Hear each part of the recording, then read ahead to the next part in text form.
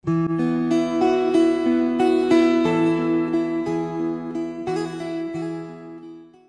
you very much, Mr. President, my dear colleagues in the Senate.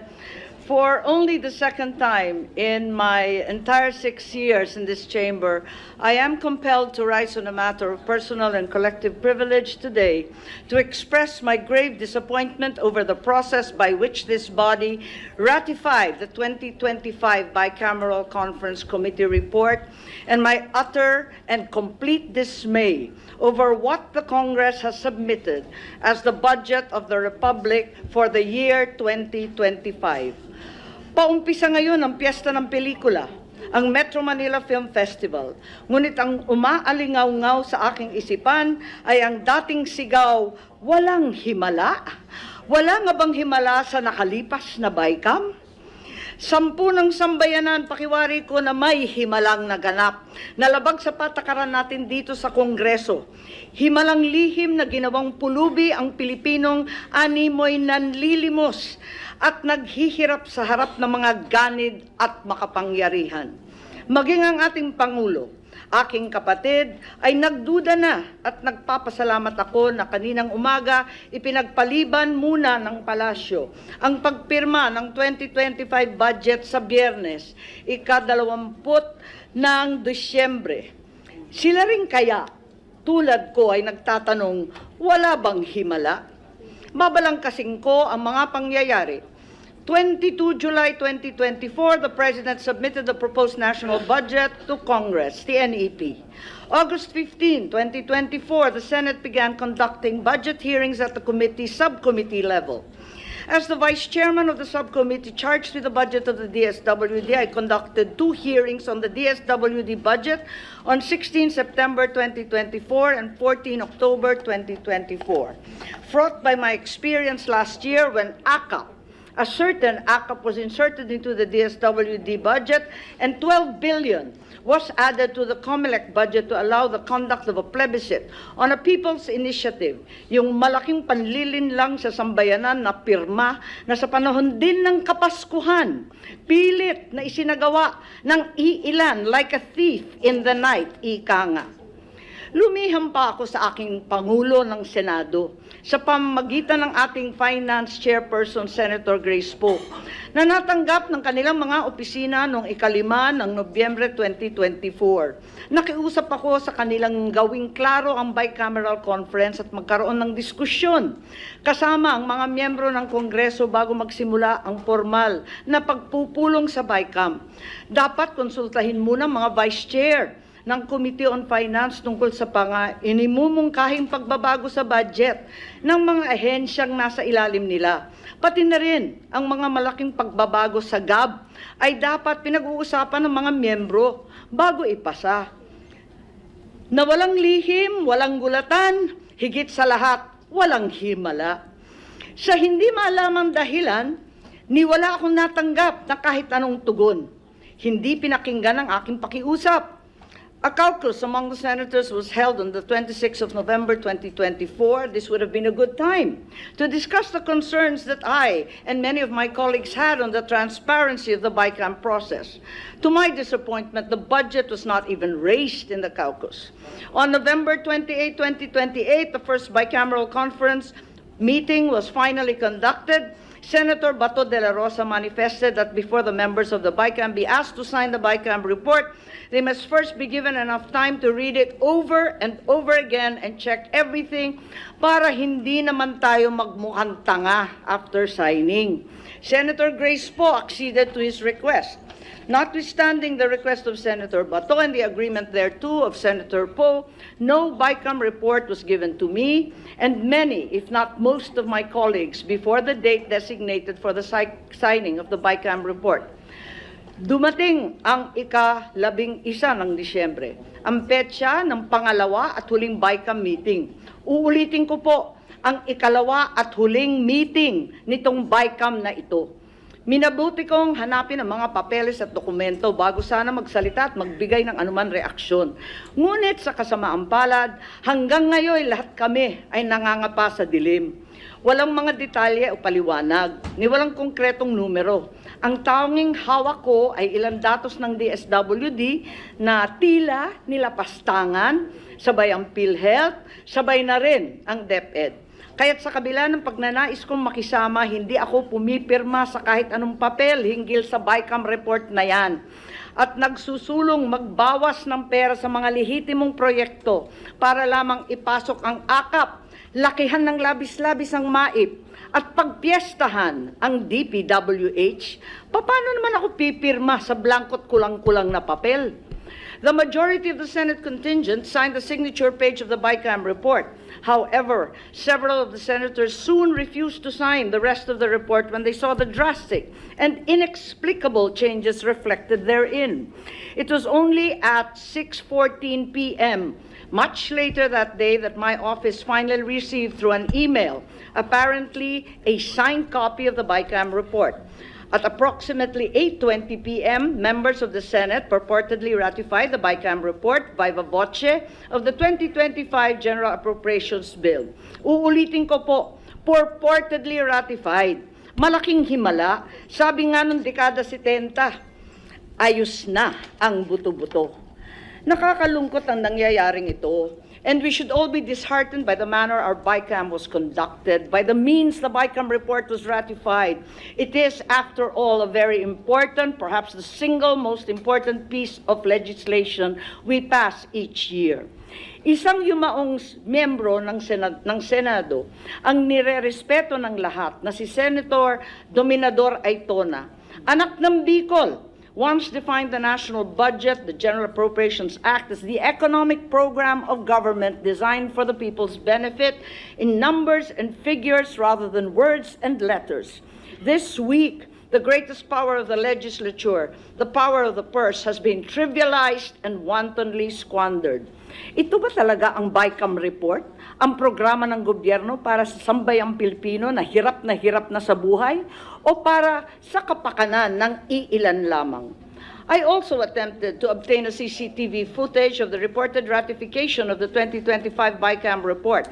For some incomprehensible reason, the Senate Secretariat refused to oblige, alleging that a non-existent data privacy regulation prohibited my being provided a copy. They seem to forget that sessions in the Senate are public and are even live-streamed nationally. Nonetheless, the transcript reveals that the viva voce voting was conducted. Did we bother to ascertain how many senators were actually present on the floor at the time? I certainly was no longer there, and so many other senators had determined to depart. Would it have hurt to check if, as a parent, on so many other online videos, there were a mere 13 members present? As already pointed out, some of the members of the Senate only signed the signature page. After years as the Appropriations Vice Chairman for the opposition in the House, I know that it is custom and tradition as well in the Senate to sign each and every page. And since some of the senators, having never seen the BICAM report until that instant, refused to sign all the pages in the Senate copy of the BICAM report, would it not have been prudent to determine why did they refuse before proceeding to ratify it? Napirmahan nga ba ito? O isa na namang himala ang buo, kompleto, kada pahinang pagpirma ng mga senador natin? More disturbing is the fact that the BICAM report was ratified even though at the time there was no final version of the 2025 GAB report. Is it not the BICAM report that was supposed to embody all the changes that the bill had undergone during the BICAM conference? How can the BICAM committee release a BICAM report for the 2025 GAB when the actual 2025 GAB was still being finalized? Sunod-sunod, linuluto pa. At walang patid ata itong kababalaghan. Even as I speak, the final version of the 2025 General Appropriations Bill is yet to be printed. As late as yesterday, the 17th of December, those in charge of the budget, the real BICAM, are still trying to massage the budget. Minamasahe pa po allocating and adjusting among themselves and their associates the infrastructure and other projects so that those who are in their good graces get a piece of the proverbial pie. Some may argue that what will be contained in the GAB is reflected in the BICAM report and that therefore it's not necessary for the GAB to be finalized before the BICAM report is released. Allow me to show you what the 2025 BICAM report actually looks like, at least in general terms.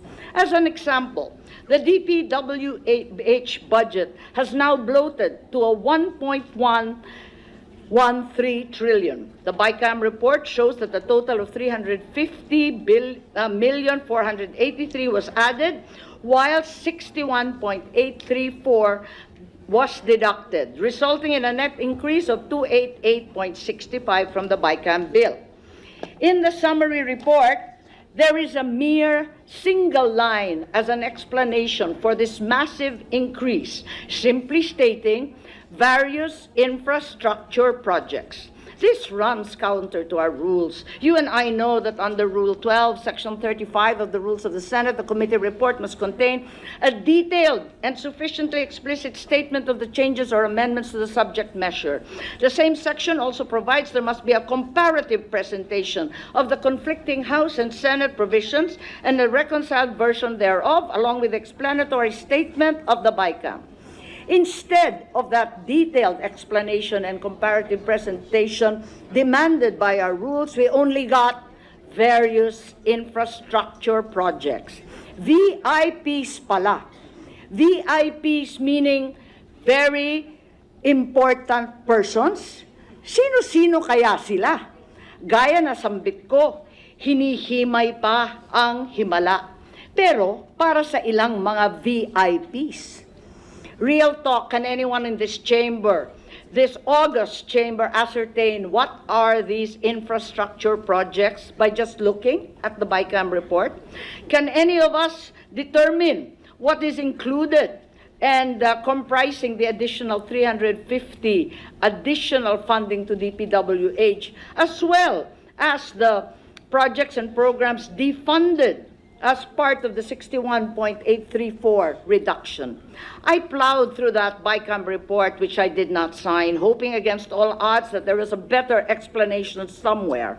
Alas, there is not even a joint explanation narrating what these changes were about and why they came about.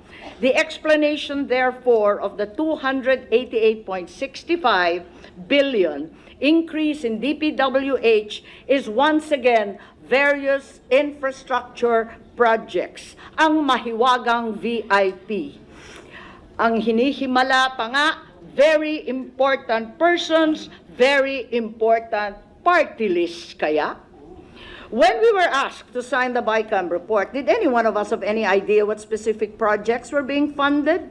If our job is to decide which programs or projects are funded, then we are remiss in fulfilling our obligations by approving a BICAM report that explains a 288.65 billion increase in DPWH with just 3 miserable words.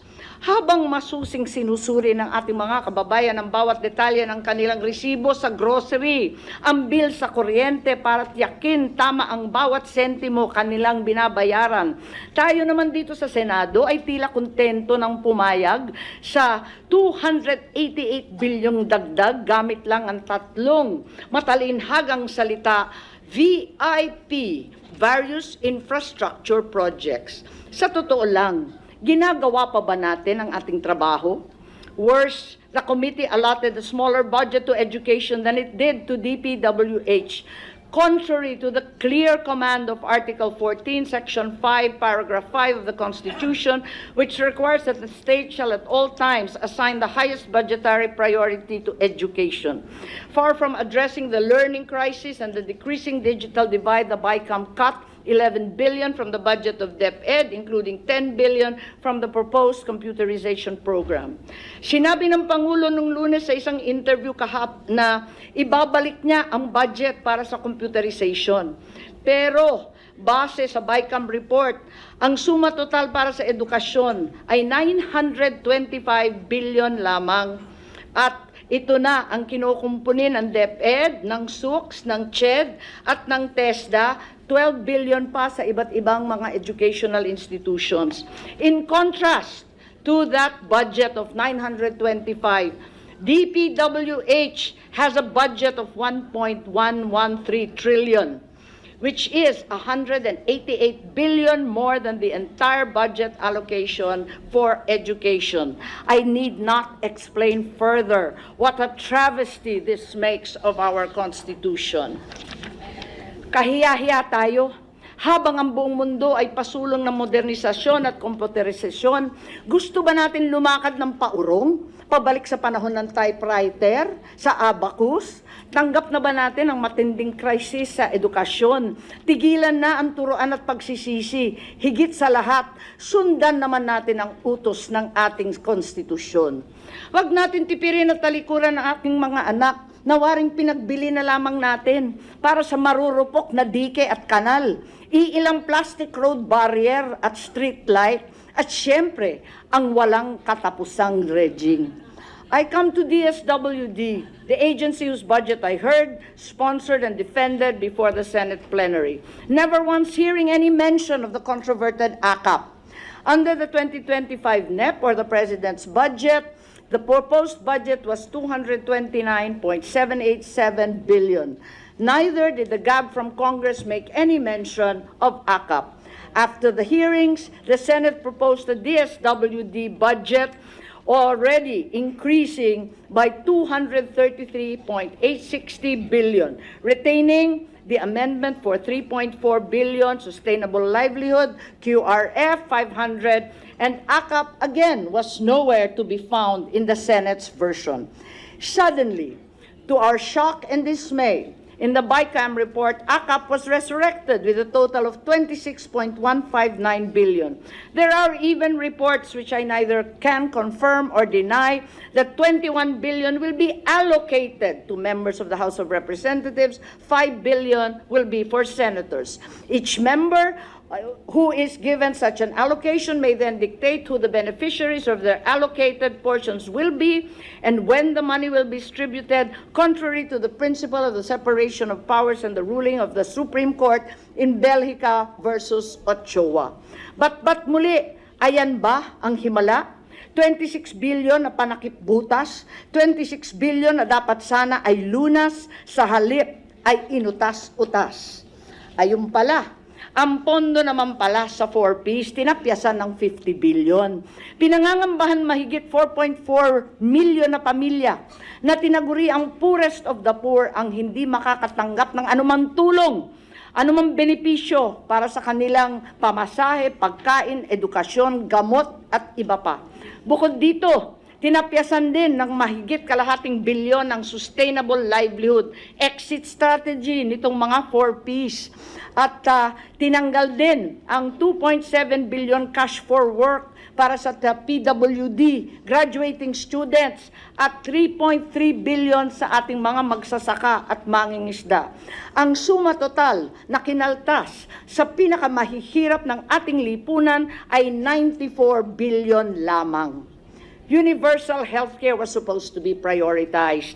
This is the reason that PhilHealth next year, in clear violation of Section 37F RA 11223 or the Universal Healthcare Act, which provides the national government subsidy to PhilHealth, is not to be included in the GAA, and instead, PhilHealth will have a zero subsidy next year. Tama nga ba ito o isa na namang himala? Habang ang ating mamayan ay nagkukumahog mabayaran ang kanilang premium sa PhilHealth, nagdesisyon na lamang tayo basta't ihinto ang kontribusyon ng pamahalaan at salakayin na lamang ang trust fund ng PhilHealth. Ngunit ang may dahilan daw, pinaparusahan ng mga namamahala sa PhilHealth dahil hindi nila inuubos ang kanilang budget para sa serbisyong pangkalusugan ng taong bayan. Kung katangahan at kabuktutan ng namamahala ng PhilHealth ang problema, solusyon bang parusahan ang mga naghihikasos na mga pasyente? Di pa sapat ang 90 billion excess ng PhilHealth na kinuha. Yung MOU ng nag-iisang party list, sisiruhin pa talaga ang PhilHealth, pati na rin ang ating mga nabubulok na mga ospital. Para lang madagdagan ng limpak-limpak na salapi ang MAIP, Medical Assistance, na nagmula sa NEP, 26 billion lang, lumobo sa 72 billion sa Kongreso at nariyan 41 billion sa BICAM report. Nang dahil sa bilyong-bilyong MAIP, ang mahihirap na pasyente na sa ilalim ng PhilHealth ay may karapatan magpagamot, ngayon nangangailangan pumila manikluhod sa ilang sikat na opisyal.